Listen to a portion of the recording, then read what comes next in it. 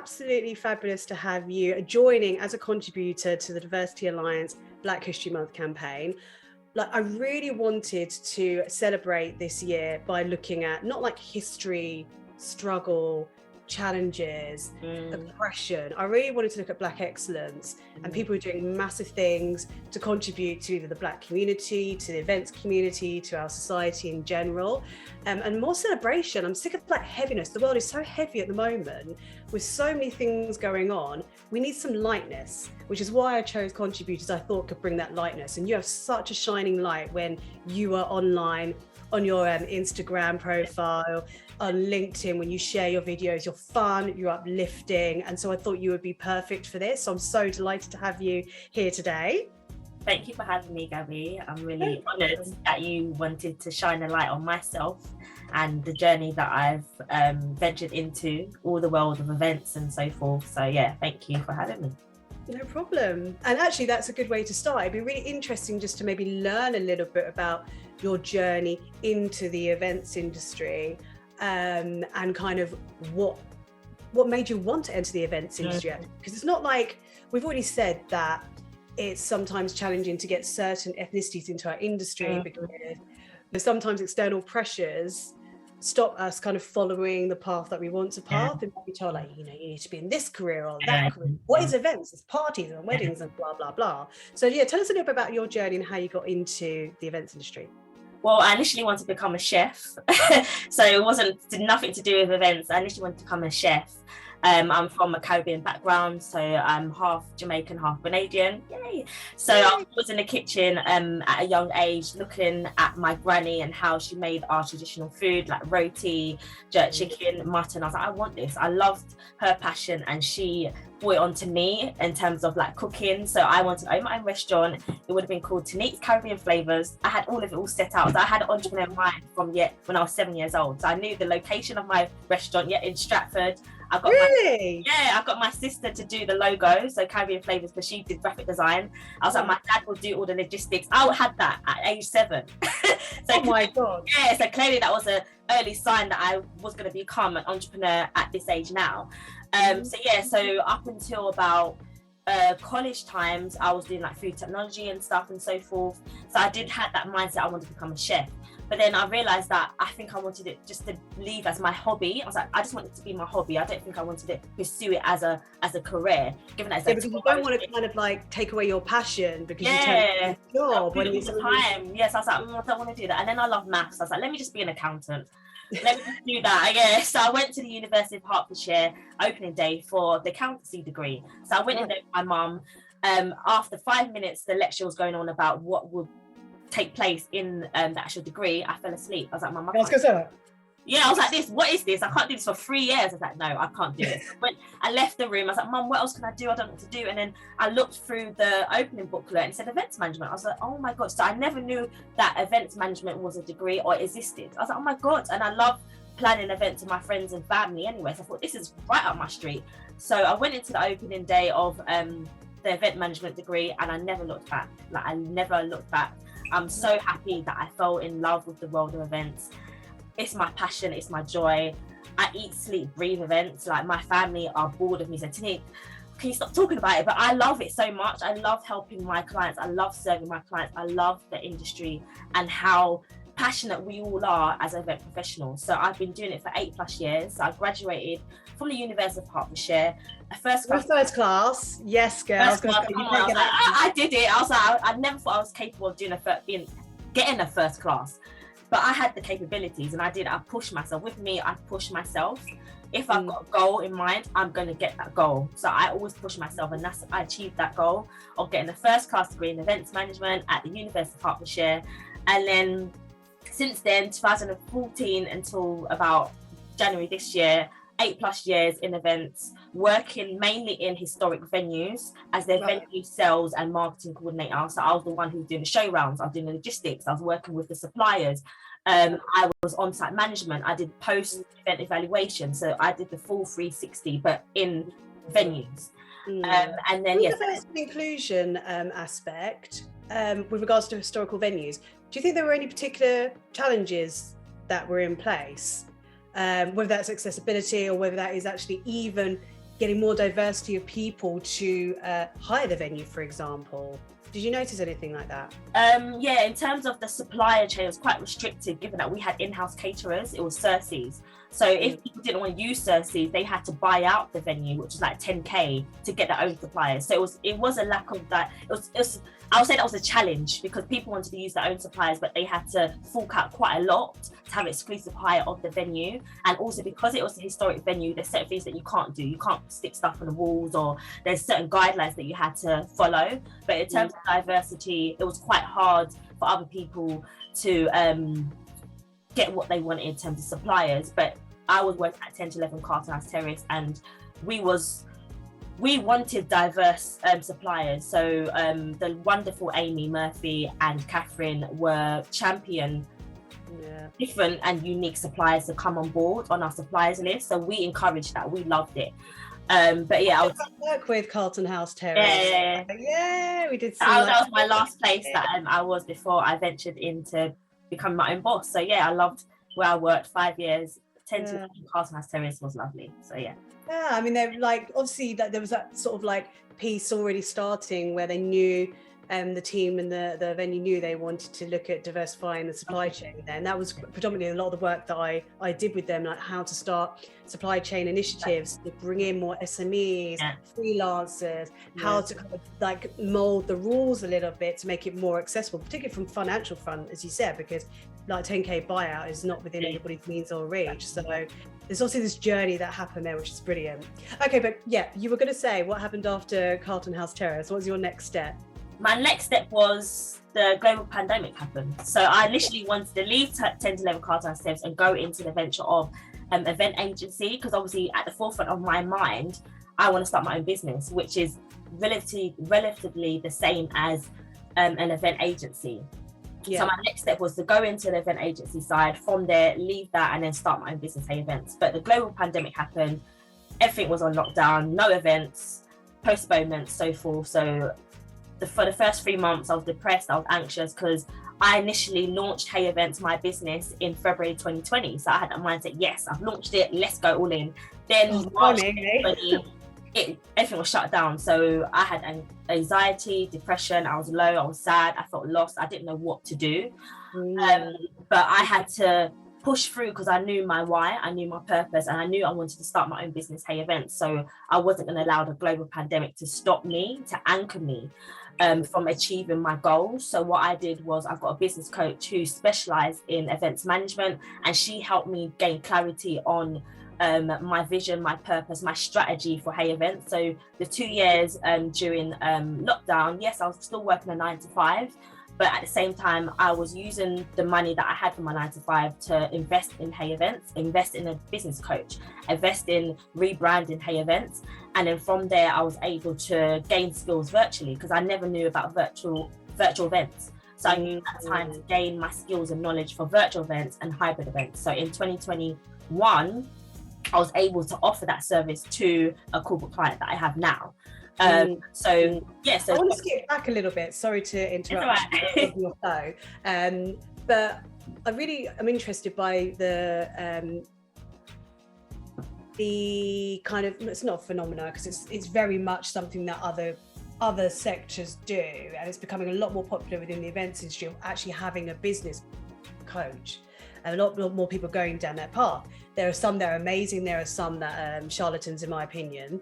But how important was it for you to invest in yourself, and how difficult was that decision to go, I'm actually going to pay money to get support to help me drive my idea and business forward? Was it quite an easy decision, and how did you go about choosing who would be right? For me, it was an easy decision, because like I always say, when I want something, I'm going to get it.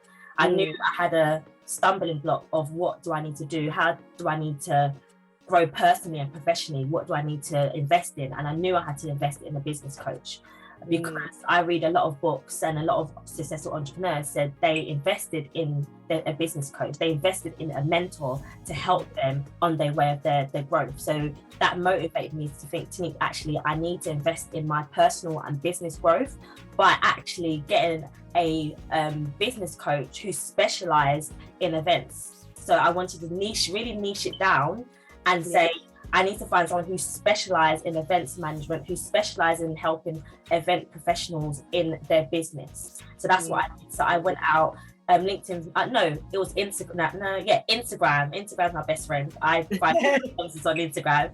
So I just Googled it. I mean, not Googled it. I went on Instagram and I did a hashtag and I found her. And she is an amazing business coach based in Brussels. She was lovely. Like Nadia, she was 10/10. I won't lie to you.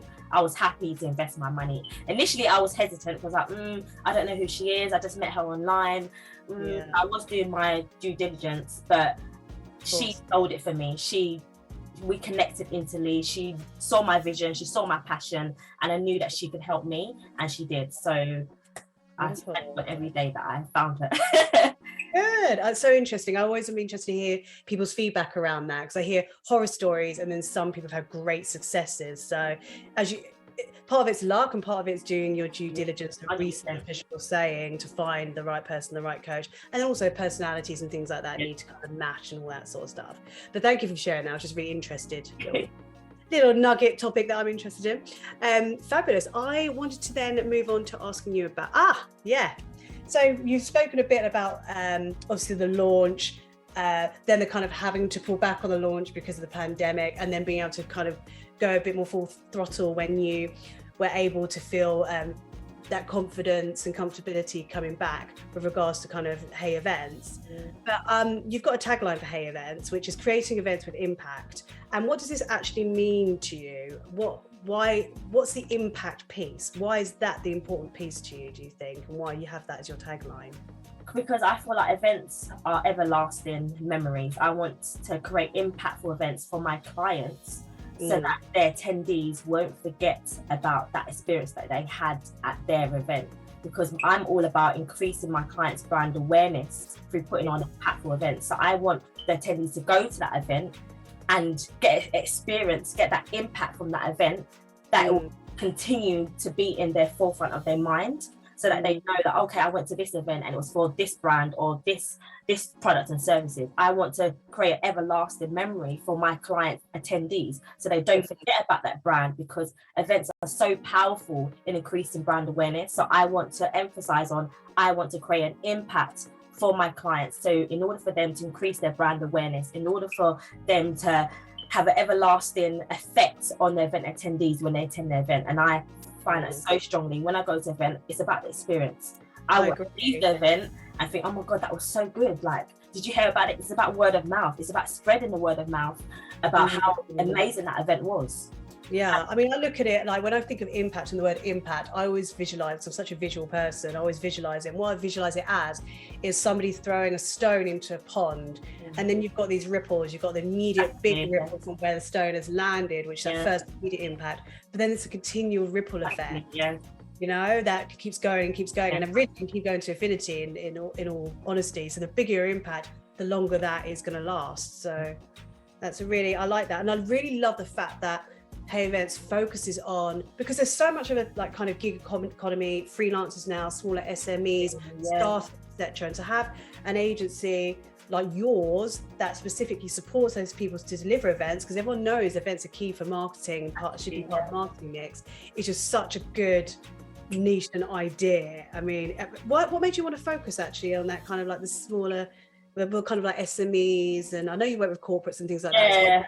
Purely because I found a gap in the market. Number one, I'm an entrepreneur myself, and I saw that there's so many entrepreneurs doing amazing things, and I know that events is a powerful marketing strategy. So why don't I align my passion for events and being an entrepreneur myself towards helping other entrepreneurs, because I can relate to them, I can share their passion, and that's what I feel entrepreneurs get attracted to me, because I'm on the same journey as them and I want to help them as much as they're helping me. So whenever a client comes to me and says, I want to put an event, it's my event as well. I always say, oh, our event, oh, it's my event. So I take it upon, it's my event. So it's close to my heart whenever I help my clients, because I can relate to them, because we're entrepreneurs as well. So we're on this journey together. So I really wanted to niche down, focus on entrepreneurs and small business owners. Thank you for sharing that. And you're right, there is that that piece of like you're on that journey as well. Exactly. Do you recognize their challenges and the things that they're going through and are able to adapt ideas, strategies, or how they use resources, because you're almost having to do something similar? Talk a little bit about event strategy now. How do you support those companies that you're working with to really realize that there is a strategy behind events and what message and objective they're trying to get across? They have to be strategic about. How do you get them to kind of see that the strategy piece is really important and bring them on board with that? And do you suggest strategies, or do they come from your clients? It's vice versa. It's either it comes from my clients, but I normally suggest having a strategy, given that having a clear event strategy gains them clarity on their event idea. What is the real main purpose you want to gain from this event? What is the return on investment that you want to achieve from this event?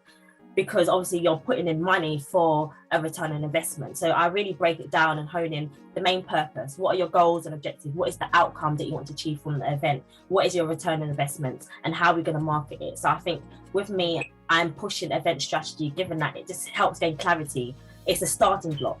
It's a starting post for you to create an impactful event. So that's why I always push for event strategy.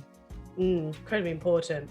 That's the bit that people often miss when we talk about events. They don't realize that it's strategic. Yeah. I'm not putting on events for the sake of blasting some money out of our bank accounts. It's like there needs to be something that we get out of it, like you said, return on investment or whatever that is. So yeah, thanks for flagging that. And that is a really important piece around that. Yes. Deleting the questions as I go along so I don't repeat it. Cool. Okay, moving on to a little bit, because obviously this is a Black History Month campaign, and I'm predominantly speaking to Black entrepreneurs, professionals, business owners, etc. So how has it been as a Black woman in the events industry for you? And then next, how has it been as a Black woman entrepreneur? Have you noticed any particular experiences or challenges, or have you not noticed anything? A Black event professional within the event industry, at first I was taken back by the lack of diversity when I ventured into the world of events in 2014. I couldn't relate to anyone within the industry. Anytime I went to industry events and there was a panel discussion, everyone looked the same. I was like, what's going on here? Like, I felt a bit I felt a bit vulnerable, given that I was the only Black woman in the room. So I felt a bit intimidated to a certain extent, and I felt like I had to watch what I said or how I acted in a room full of people who didn't look like me or sound like me. But to be honest, I used this as an advantage. I was like, yes, I'm the only Black woman in the room, but I'm going to boss the room. I'm going to make sure everyone knows who Tinique is. So that's what I did. What do you mean by boss the room? What does boss the room look like to you? For me, like, make my presence known in a professional way, be approachable and network. I wanted to increase my network. During my time when I was in full-time in events, I wanted to increase my network. So I wanted to boss the room in terms of making my presence known and just increasing my network and just networking with suppliers and venues and other industry peers. So that's. Do you think that's helped with growing your business because you already kind of like pre-built that network? Yeah, it did. It really helps that I took that strategy of let me go to these networking events and just get myself out there. So that really helped me pivot to going full-time in my business because I had great connections already. So what would you say to people who say maybe are not as extrovert or confident? Because sometimes going to a networking event, particularly by yourself, and particularly when you look different, can be a really scary thing. And we know that it's incredibly important to have that big network and to have a presence and to have a bit of a brand, a bit of a personal brand, and to like stand out in that positive way as being approachable, as you said, and professional and knowledgeable. But what about if you are perhaps a little bit more introvert or shy? I would say I wasn't confident in networking events or going to networking events. I was like, I felt intimidated. What do I do? Because there were so many people in different groups. Like, how do I approach it? So what I said it again? Cliques. Yeah, it's like everyone was like, what do I do? So I took it upon myself to get a book. I was like, let me Google and go on Amazon to find out how can I best network, what are the skills that I need in terms of going to networking events. So I've got a book called How to Network. It was amazing. It structured what do you do when you go into a room and you feel a bit intimidated. The first thing is to go to someone who looks like they're by themselves, they feel a bit shy, go and approach them and have a discussion with them. And then from there, you two can go to another group. So can we join this group so we're all together? So that's the main thing is, and listening as well. Whenever you go to a networking event and if you feel intimidated, just listen to the person, ask questions. Everyone loves to talk about themselves. So I generally ask questions about them. How's your dog? How's your family? Have you been on holiday? Have you been to Jamaica before? I bring in a bit of spice. I say, have you been to the Caribbean before? Yeah, so get it more personal in terms of the conversation, and it flows better and you feel a lot more confident. But I would say in terms of if people are introverted, go and research, go on Amazon and get a book called How to Network, and that really helped me. And then sorry to interrupt, you sound so like me in that very inquisitive, a bit of a lifelong learner. Like, I'm constantly reading, 100%. Learn constantly, and I love learning a new skill. I mean, sometimes to my detriment a little bit, because I like to try and know a bit of everything. But I'm sure if I spent one time, that amount of time I spend trying to learn a bit of everything, if I spent on one thing, I'll probably be like fly. But I just like learning about whether it's personal development, whether it's about public speaking, whether it's about networking, whether it is about, social media, whether it's about marketing strategies. I love that. And I think if you do want to be a successful entrepreneurial business person, you do have to have an understanding of the different areas of the world, people, relationships, how people think, all that sort of stuff. Has there been any particular books that you've read other than the How to Network that you would recommend to people? And it doesn't have to be on any particular topic, just books that have really inspired you or, left an impact or imprint on you. It was a book called How to Build Your Story Brand. That was really good, and that helped me to create my first website on GoDaddy for Hay Events. That helped me to really think about story branding, how to showcase your business through storytelling. And I loved it. It just helped me think about telling a story of Hay Events, telling a story of my personal journey. And that's what people love. People buy into your story. People want to know about you.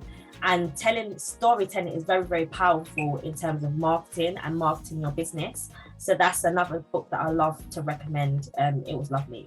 I loved it. I loved every bit of that book. Because that's what people are interested in. They're interested in the story, the journey. And the events is all about people, isn't it? So people want to know what people they're buying from. So I think you do that really well. That personable storytelling, approachable, showing that empathy of the people around you, whether that's your clients or whoever you're working with, and even the industry. So you do that really well. Any other books? Not to put you on the spot, just there was another book that was written by Bianca Miller Cole, who was the runner-up on The Apprentice. I think 2018. Her and her husband wrote a book called, I think, How to Start Your Business, or How to Start Your Business. So I read that before even creating Hay Events. So I started to read that in terms of how do you come up with a business idea, how do you market your business, how do you put together a business plan, how do you get investments for your business. So that was quite helpful at the start of my journey of becoming a full-time business owner. So that was really helpful.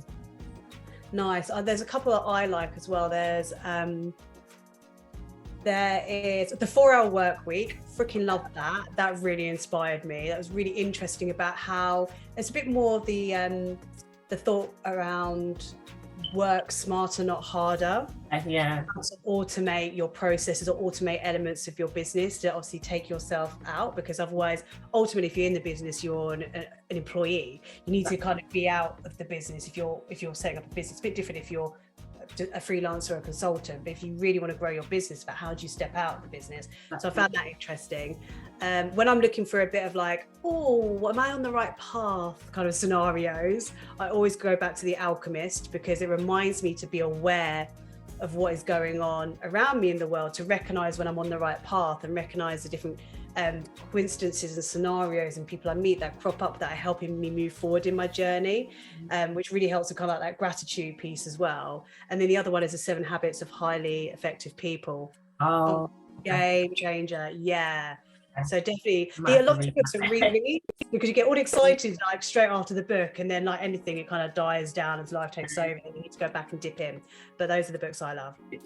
Okay, Anyway, I might have to it's not a book club, but I just thought people might be interested. Okay, next question. Oh, so I like these questions, Naomi. Well done. So, right, just talking about entrepreneurship here.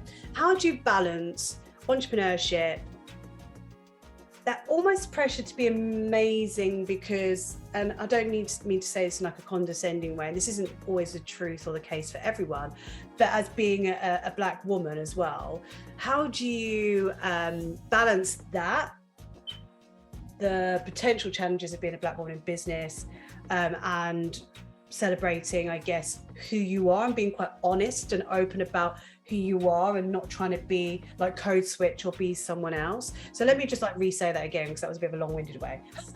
So basically, how do you balance entrepreneurship, being a Black female, and being seen as fantastic at what you do?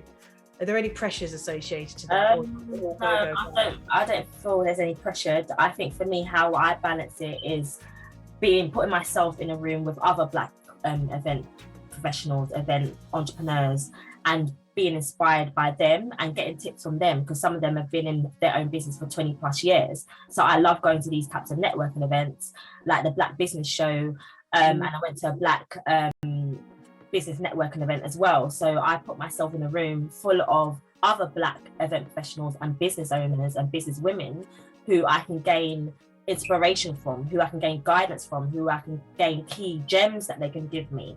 And for me, I am my own brand, so I'm not going to shy away from who I am, because my clients book me because of me. So I want to be unique and showcase what I can do for my clients. So yeah, I don't shy away from my personality, where I'm from and who I am. Amazing. That's so great to hear. And it's great. And there are those support mechanisms and networks out there, you know, they do exist. And not just for the Black community, but also for allies, if they really are committed to actually wanting to meet people from different backgrounds and meet different professionals and expand their network and the people around them as well. Okay, so moving on to a little bit about Black History Month. So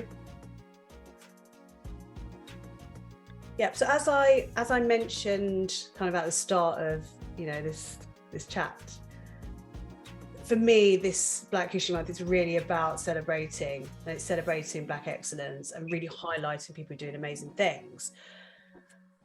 Do you think organisations in the past and previously have approached Black History Month perhaps not in the best way, or do you think they've approached it in brilliant ways? Maybe you have examples of that, and perhaps you even have a tip on or some advice on how organisations can celebrate Black History Month.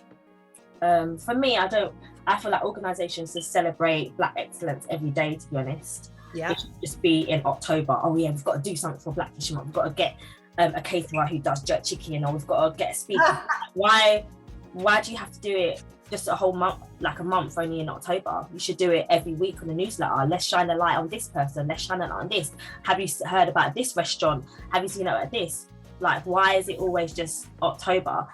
Obviously, I know it's Black History Month, but we should be celebrating Black History Month every day, to be honest. Celebrating excellence every day, regardless of your race, gender, ethnicity. It should be celebrated every day within an organisation. But I know during lockdown and the George Floyd movement, I know a lot of companies had to rethink their structure within the organisations in terms of diversity, inclusion.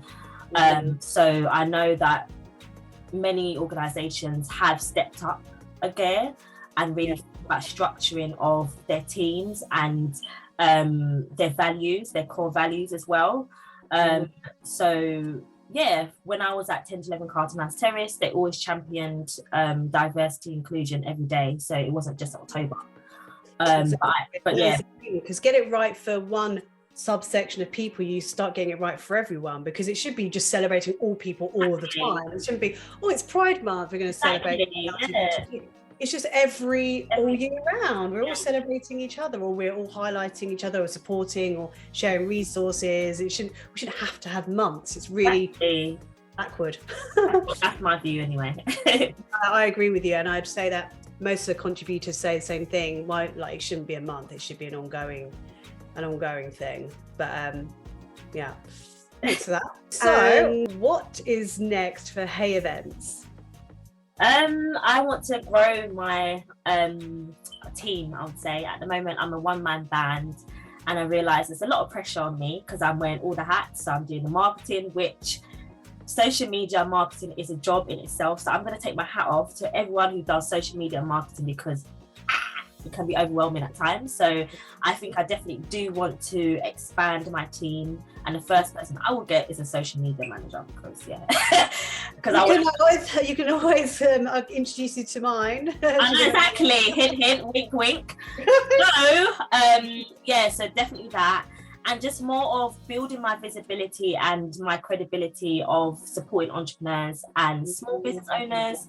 And I do want to be known within the event industry for my niche target consumers, and just be making movements in the event industry as a Black event professional, a Black business owner.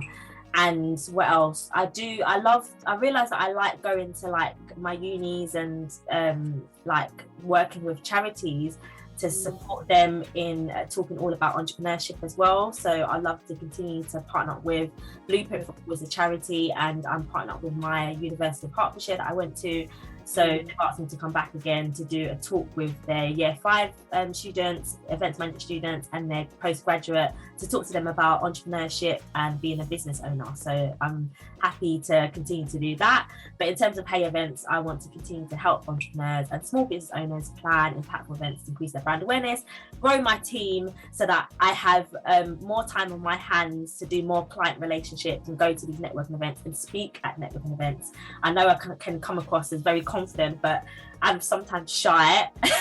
I'm just like, So I want to step outside my comfort zone, which I think Fast Forward 15, the mentorship program that I'm on, is me to do that, to step outside, to go to more events and speak at more events. So I think that's it. I was trying to push you into going in. I did message you. I was like, you have to apply for this. And then you did say that, And then it wasn't until about 5 other people said it to you. You were like, actually, okay, I will. Let me just do it. He's like, Tinique, have you done it yet? And you kept saying, Tinique, I think you should, like, you need to. And I was like, I don't know what it is about. Like, what I don't know. And then I thought, I'm not going to get it because there's so many people. And I thought like, I feel like I'm not going to be chosen for it. But I'm so happy this year the cohort is a mixture of diversity. I love it. Like, this is the first cohort that is so mixed of diversity. It's unreal. We've got people who speak Spanish, people from Italy, Caribbean, African. I love it. Like, so I'm happy. This year we've got a good cohort this year. Good, because obviously I was a mentee as well, like 4 or 5 years ago, and it just, I was the same as you. I was like quite new to the industry, and I was thinking, why are they going to want to? That's like, why am I going to get on there? And actually, funny enough, I was trying to start a business as well. So I was trying to launch a business. It was in diversity and inclusion, because I think the same as you, I always wanted to be an entrepreneur. So I went on the program for that. Okay, the business idea didn't work, but it was those first steps, and realizing that actually the business idea I wanted to do was just, it wasn't a good idea, because it didn't mean anything to me. It was just something I picked because I thought, well, this would be quite easy. I could do it with my eyes closed, but I wasn't passionate about it. Whereas what I'm doing now with Diversity Alliance and all the EDI stuff and events, I'm passionate about. I live and breathe it. It comes very naturally, and it's important to me. So, so thank God for that program.